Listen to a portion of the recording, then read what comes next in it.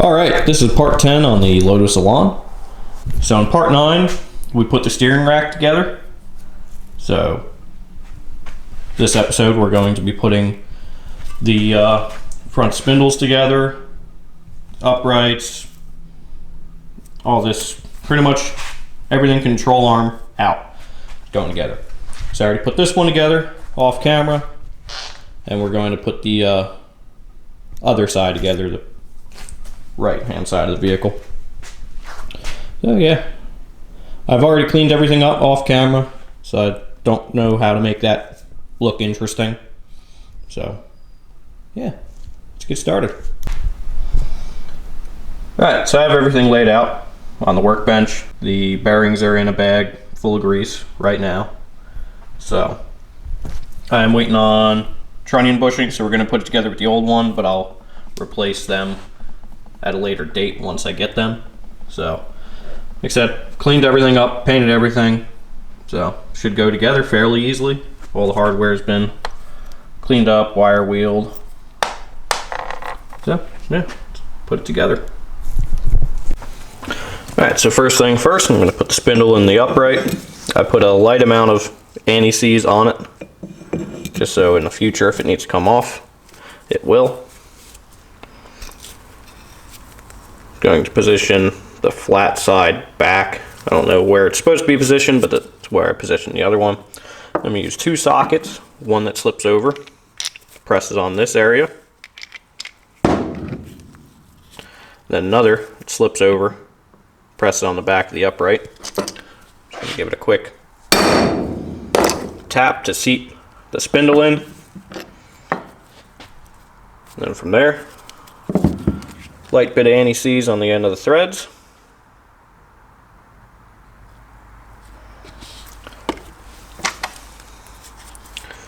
Then the big washer. And the nut. Apparently seeing it did not work.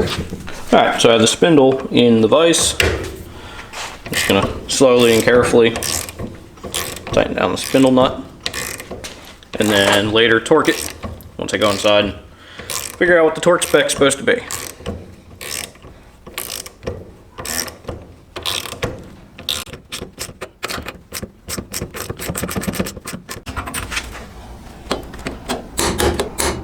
There we go. Alright, next up, I'm going to put the trunnion on. I had a new trunnion seal. It's easier to put it on here. And then the trunnion itself is lubricated with 90 weight gear oil. I have 80-90, it'll do for now. Even though it's got a grease pit fitting, I meant to put gear lube in there and not grease. Next step, I'm going to hang the brake caliper bracket and the steering arm simultaneously. So, because this is the right hand side, steering arm points out this way. Steering arm has a taper right here, bigger, smaller. And then the caliper bracket will face the other way. So it's pretty easy to figure this out because these holes here are bigger than these holes. These two holes are threaded, these are not. So the caliper bracket comes on like this.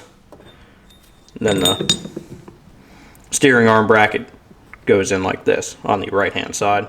Left hand side flipped around. But first, there's a seal. Goes here for the caliper bracket. I'm going to put that on. Might not sit flush exactly. You got to play with that seal a little bit, get on that surface, and then that'll work. Then the two smaller bolts go up here. I'm going to put a little anti-seize on those. And then you'll see this one's thicker, this one's thinner, this one's threaded, this one's not. So the smaller bolt goes in the back, and then the longer with a nut goes towards the front. So again, anti-seize, put that together. So the more observant viewers will notice I forgot the backing plate. So I'm going to put that on. enclosed side goes towards steering arm, and then it moves away from the brake disc and the hub, which would be there.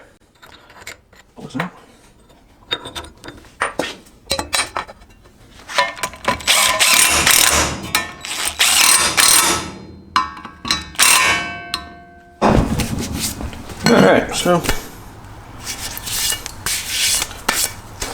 brake disc isn't the best, but it will work for now. The car is going to sit a while before it's on the road, so for too long it'll probably be replaced.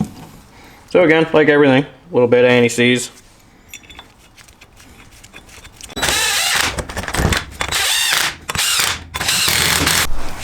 Alright, so my bearings were in exceptional condition, so they're just going back in.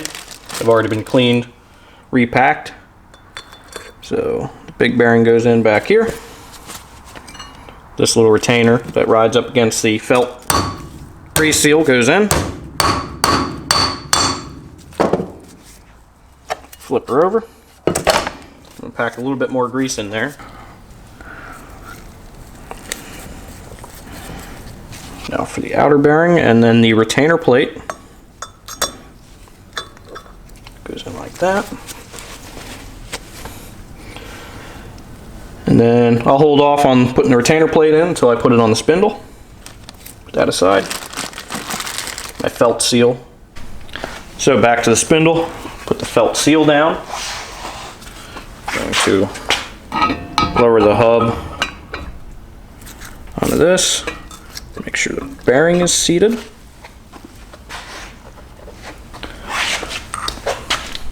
You can't see what's going on. And then put that washer in, followed by the castle nut. And for now, we're going to snug it up while making sure the spindle can still rotate. That will seat the bearing. If you go too tight, it all gets tight. Back off. Then I'll show you the run out adjustment for this then. And just keep everything clean here. I'm going to just put the wheel nut on. So, because it's not going to be a while till I get my trunnion bushing kit for this side, we're going to assemble it with the old bushing that's still in okay condition. It's not the best. So, there's a inner, outer dust shield, including a seal. So the dust shield goes like that. Bushing goes in, pushes in. Then there's a sleeve for the bolt that goes in. Each of these seals, one goes one side, one goes the other side, like so. Then there's a outer dust seal as well. Goes together like that. Bolt goes through, hold the whole assembly together onto the control arm. All right.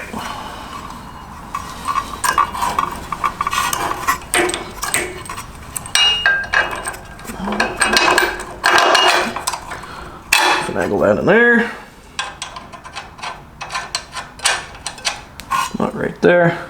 I'll let that hang. That gets some anti-seize on tie rod and the ball joint.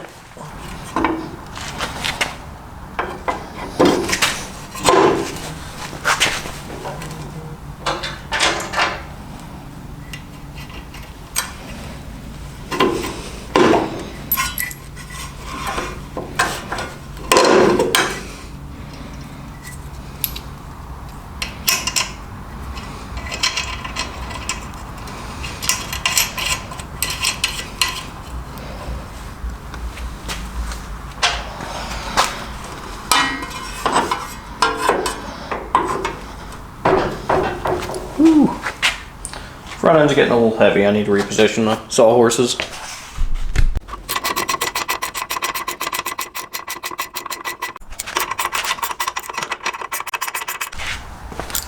So the manual wants 5 to 6 foot-pounds to seat the bearings, and then to back it off one nut face so you can get a cotter pin in. Right now it's a little too tight. I'm gonna go back a little bit.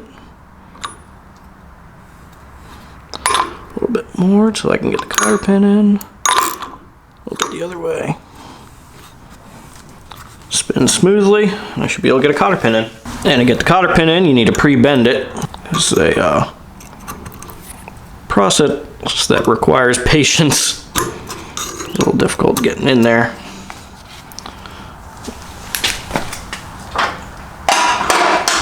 A different pair of pliers to grab the cotter pin, bend it over.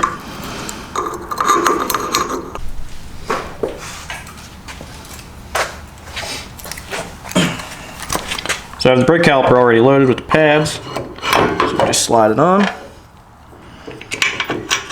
Put the bolts for the bracket in.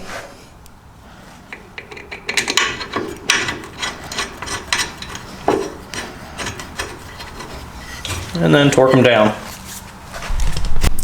Alright, that's that. I'm going to put all torque specs in the video description just so you can quickly reference them.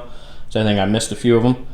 But other than that, the front suspension is almost together. I just need to figure out what I'm going to do for springs and struts, and then hook the sway bar up. Then pretty much golden. So thanks for watching. We'll figure out what we're going to do next time. But subscribe and stay tuned. Thank you.